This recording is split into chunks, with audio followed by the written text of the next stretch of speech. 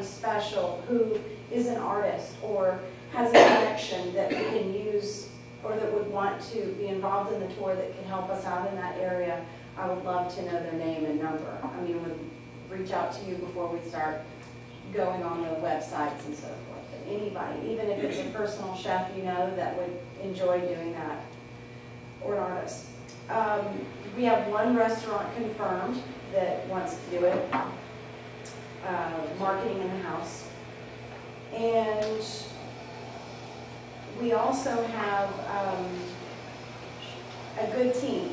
I would like to start working on beefing up our sponsorship area, which brings in the most money for us.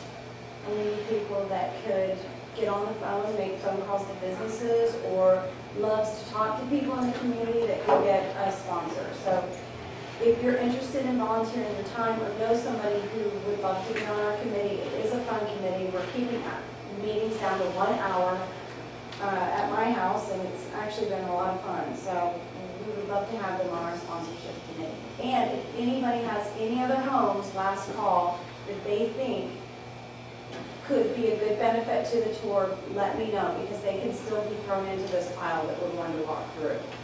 Anything special, any new construction, any renovations, anybody who's done any kind of work on the outside or a historic home, please let me know. Great report. Let us know. Excuse me. Yeah. Could you stay after the meeting and just meet with me briefly? I'm the treasurer, and I kind of want to establish a little doing sponsorships Okay. and other fundraising activities, so we coordinate. Is your name Tracy? Okay. I have a bill for you. We'll talk. Okay. What's the date? Oh, Go ahead, Dick. December 8th and 9th. I always forget about this until it's too late. Okay. If there could be a gentle but firm reminder in the ticket book program for visitors to clean out their cars before they go on the tour. You said that I last do meeting. not I have it. think we have ever had an incident, fortunately, during the tour. But it's bound to happen sometime. And I have seen so many cars with Suburban license plates on them, with laptops and cameras and yada, yada, yada, visible in their cars when they're on the tour. I wrote that down last time. Good, that you thank said that. It's got to be worded so nice to where everybody's not freaked out to come down here and like Yeah. hide everything. Well, they're from the already here by the suburbs. time they get the program, so. Are there any other questions? How do we get in touch with you? Okay, I can be at Angelica. It's ANGELIKA Taylor at me.com, me.com. It's on the website. It is on the website. It's on the website. I think I get direct emails from that website. I'll never go away. Thank you, Angela. Thank you. Appreciate it very much. On to planning, and we'll start with one liquor review board case law. This is LRD 328, which is basically a change of agent for doing business as a local at 758 Ponce de Leon. And Lisa Mortar is here, and Charles E. Kearns, who will be the agent. And we've spoken to them about their practices as far as making sure they're training people, spoken to others about the location to make sure there haven't been any violations. But we'll let you all speak to that. Hi everybody, I'm Lisa Morshower, and I'm an attorney with Firm and Civic Horn, and I'm representing Mr. Kearns in the local, and I think he can answer all the questions about the local for you, but what it is it's a change of agent. He and Robert Hatcher have been partners for a long time in this business, and they have, because of some tax issues with their accountant, has advised them to change the way that they were set up, and so Mr. Hatcher had been the agent on this license, and they also own fees as well, and Mr. Hatcher had been the agent on that license, but now they've decided that Mr. Kearns is going to be the agent on this license. He's there all the time anyway, and Mr. Hatcher is going to be the agent on this license, but well, he remains it, so that does not require any change. But this one does, Carter can be the actual agent named on the license. So the city of Atlanta makes you go through this process to name an agent, and Charlie is the one who's been there. Well, they both have been there, but he's been there a lot, and he will be responsible for the continuing operation of the business. So if you have any questions on that, Well, you have an in-house training program, no liquor violations at this location or any other in... In 28 years, I opened tortillas including tortillas. You card everybody. and on the busy nights, we have a doorman and get some quick eating and get on the property. Any other questions? Yeah, that's Ms. Curry. Have you had any citations for noise or No, for anything? no, not for anything. We haven't had anything at all. Other than closing tortillas, possibly. Any other questions? Mr. Wolf? I have a feeling that you probably have more than an occasional car break-in in your parking lot behind. Well, you know, it runs, on Ponce, it runs in sight. Right. It's usually one guy working a lot. And yeah, it happens, but it hasn't happened in a while. But it runs very similar. We post notes on the door saying don't. Oh, you do? Okay. For the very same reason. We can't, watch the lot all the time. We have 5 perimeter lights that we pay Georgia Power for, but still, break through a window happens very quick. And You could have a cop station there. Most of the Still people- have a break-in. Most of our clients are in town, so they know the rules of the big city pretty well. But Thank you. Any other questions? A motion? Make a motion to approve the change of agent for LRB 328 the local. Second. But, All in favor? yeah. Any opposed? Thank you all. Thank you very much. See you next week at the interview. Be here at 7. You'll be on by no later than 10. Ready?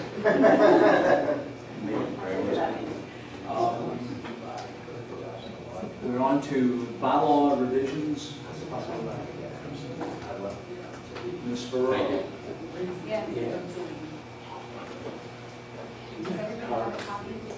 I apologize, I have no email access this week, so I don't know what's been going on. Sorry, can you all take that outside while we Yeah, do yeah. this thinking? Go ahead. Well, basically, we just went through bylaws as they exist, and we tried to just clean them up and organize them a little bit so that, a lot of things made more sense. Didn't take a heavy hand to it, but we did a red line that will be posting that everybody can look at, and if you have any comments or anything you think needs to be amended further, just please let us know. Brian will have them up tomorrow on. There's a red line version, and then there's a proposed new version. The red line version, normally one would have fairly modest changes, and you compare one to the other. In fact, what Jenny did, and what I think took was a pretty mammoth effort, was try to go through the whole thing and group things together that went together. The meetings part, all the references to meetings are in one section, all the references to procedures are in one section, all the definitions went to the end of the bylaws. Here's a copy that y'all can pass around and get an early look if you want. It's much more logical, and I will say at the same time, comparing it to the old one when everything renumbered, where sections got dropped, is a change. There's also an explanation on there of the most meaningful changes, which are not substantial in my opinion, with a couple of exceptions, and they are as follows. One is there's a proposal to make the alternate director a voting member when all regular at any meeting when all regular directors are not present. And the reason for that is, as you'll see delineated on here, is that sometimes we have members short. I neglected to mention that Mr. Gross and Ms. Patner are written in to explain they would not be here today beforehand.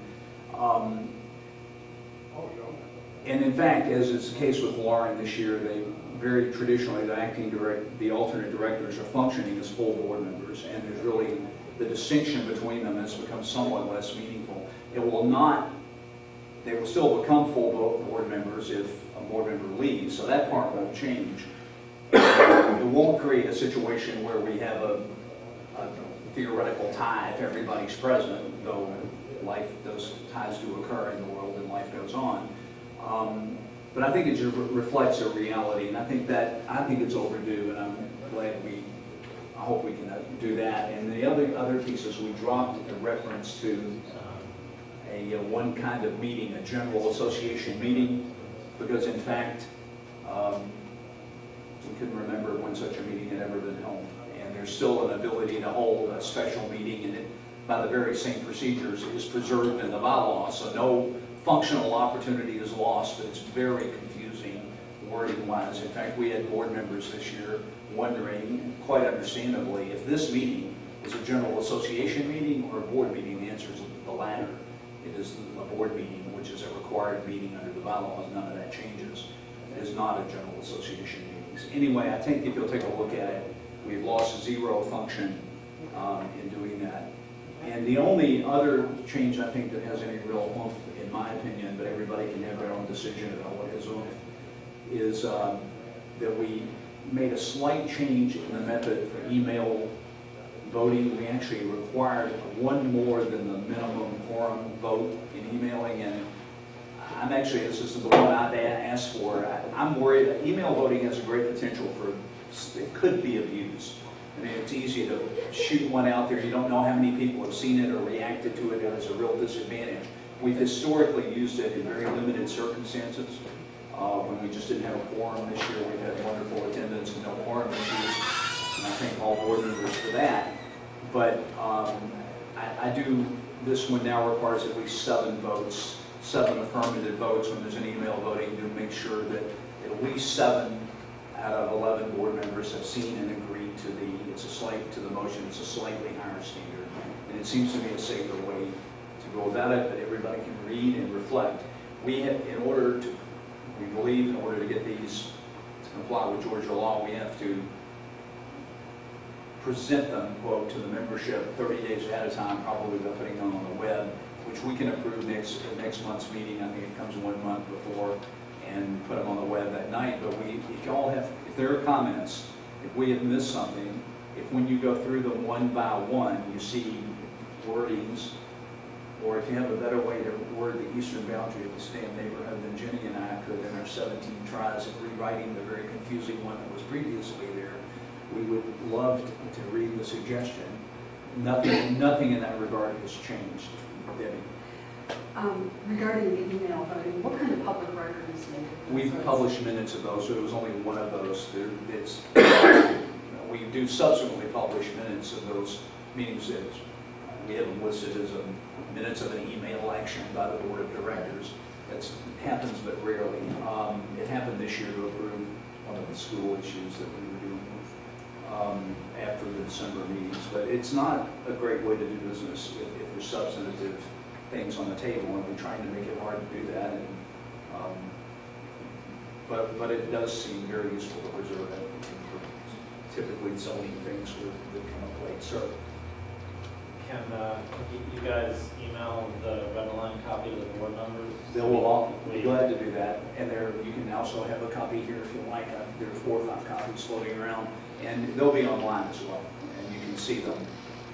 You're going to find the red line copy, as I said, really kind of confusing, because whole sections get struck out. There's no mention of them. They're gone. They're apparently gone. They're just moved to another section. They've been consolidated in a more logical way. So I do urge you to print out the new version and have the old version, compare that to the old version, and I think the advantages of what Jenny has, in my mind, heroically done will become amazing, will become readily apparent. You can actually think your way to the right section in the new version, and I defy you if you didn't. I really respect and admire you if you could do that in the old version. It wasn't that long, but it was a real maze. There's what's called a red line version. The changes are denoted on the side. Anyway, that's it. They're out there for information and comment. Please feel free to do so, and the planning committee will be trying to summarize. And there could be a proposed change, and we'll publish those. Anybody that writes in, if you want to be part of the sacred circle of bylaw writers, please do. We really did, Jenny took them very seriously, and I think they're big, big improvements. I think that's that on that. We're on the budget, Fraser. I have here the midway point, and please, if someone could pass this, pick one up and just start passing around. This is our budget versus actual through the end of July. I have no particular comments to make. We have not received all the income from Summerfest yet. In fact, a major portion has not been received. So it's kind of difficult to draw any sort of conclusions about how well we're doing.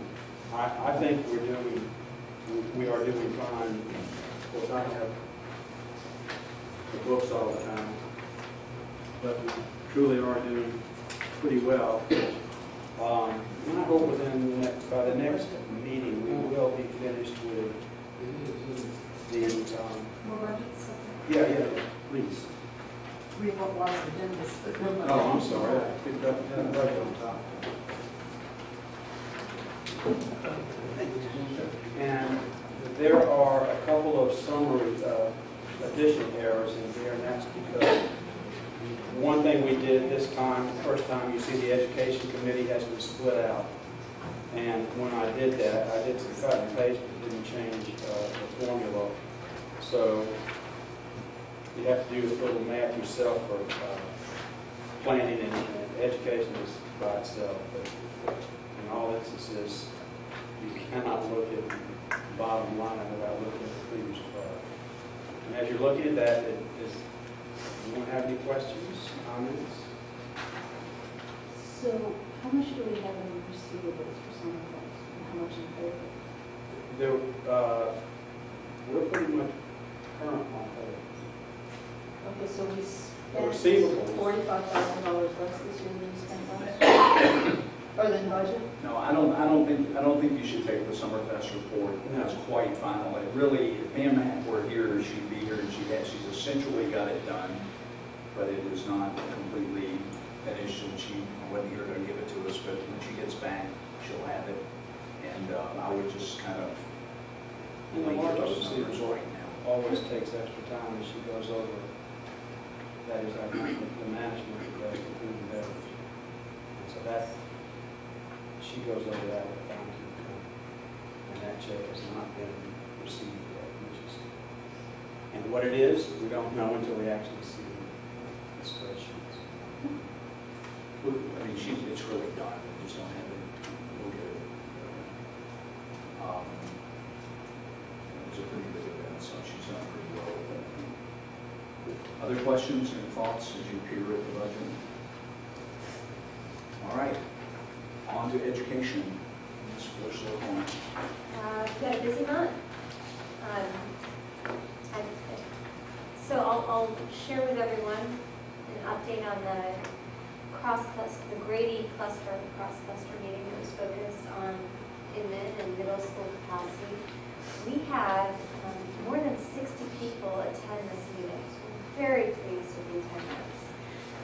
15 people from the Spark Elementary School Zone, 16 people from the Mary Lynn Elementary School Zone, 14 from Morningside, and 3 from Brook Hill, and anybody from Centennial. And those are all the elementary schools that feed into as many of you remember, we hired a facilitator, Kimberly Douglas, and she did an excellent job of guiding this group that all had perhaps different solutions to the admin problem through a conversation around potential priorities to the way, how we should